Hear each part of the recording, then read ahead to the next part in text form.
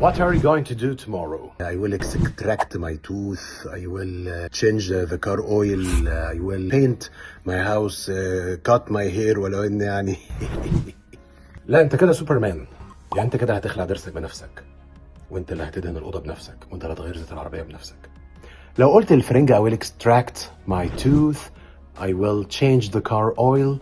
I will paint my house. I will cut my hair. فبيتفهم إن أنت اللي هتعمل الحاجات دي بنفسك. احنا بلغتنا العاميه ممكن نقول فلان شال ازاي ده، عمل عمليه، بس مش هو اللي بيعمل الكلام ده. He pays someone else to do that. He delegates. بيفوض someone to do that.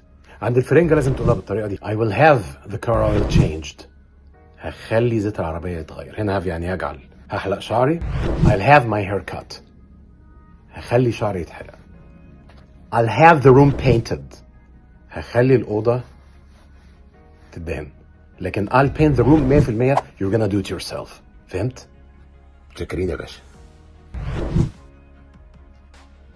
أي خدمة.